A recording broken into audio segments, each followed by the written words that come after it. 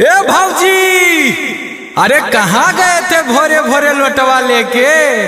इज्जत घर नहीं बना है क्या?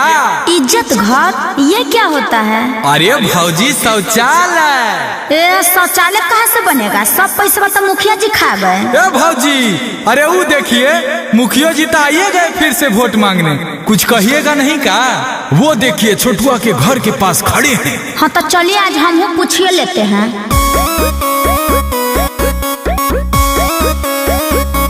आगे माई करे लागल वादा फेर बड़े बड़े ना।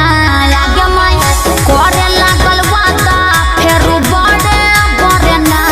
आगे माई मुखिया जी घूमे लागल घरे घरे ना। आगे माई मुखिया जी घूमे लागल घरे घरे ना। आगे माई वोट खातिर गोड़ लागे खड़े खड़े ना। आगे माई मुखिया जी घूमे लागल घरे घरे ना। आगे माई मुखिया जी घूमे लागल घरे घरे ना।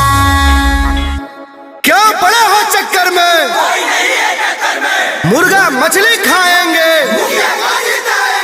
गली गली में चोर है। मुखिया जी चोर है। अरे चुप रहो तुम लोग, ऐसे में तो वोट में सब गड़बड़ा दोगे।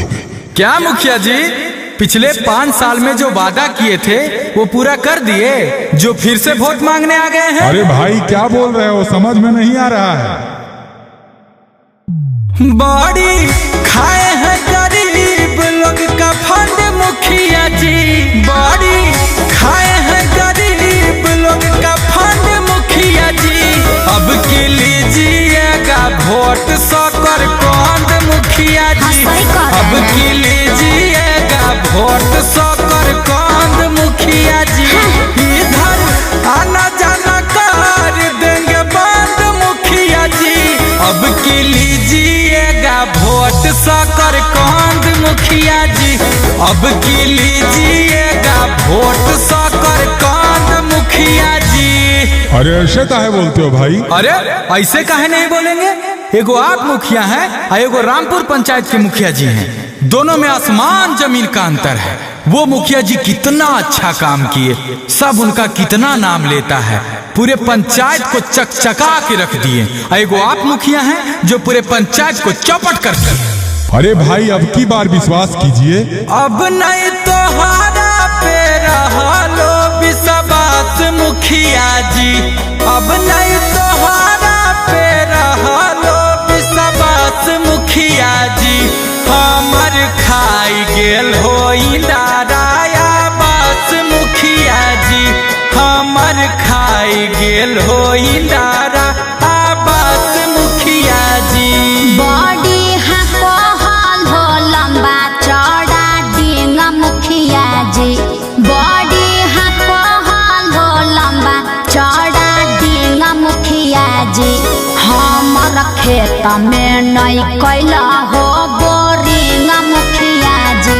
हमर खेत में नहीं कैला हो बोरिंगा मुखिया जी। अरे एक बार हमको और मौका दीजिए, फिर देखिए। अच्छा अब तक क्यों नहीं किए? पूरे 5 साल में क्या किए हैं आप? अरे हम तो लोभ में न फंस गए थे। नदिया में बालू चालू हुआ तो सालवा बोला 2 गो ट्रक ले लीजिए जीजा जी, बड़ी कमाई होगा। 60 लाख रुपया उसमें फंस गया। फिर 2 गो साली थी कुंवार, उसका शादी करवाया, उसमें कुछ पैसा चला गया। फिर इधर 2 साल से तो लॉकडाउन में जान मार ले, तो हम क्या करते? हम भी तो परेशान हैं।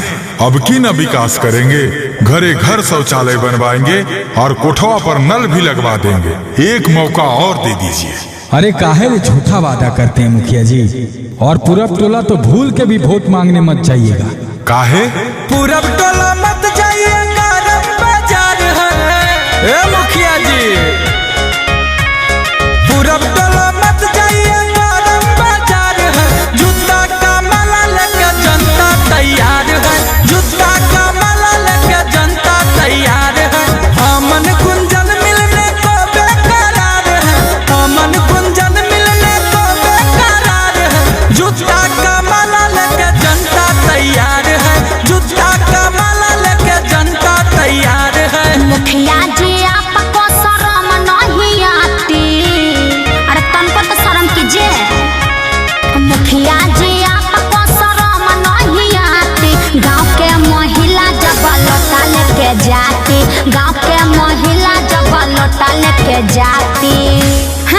वोट मांगने चले आते हैं।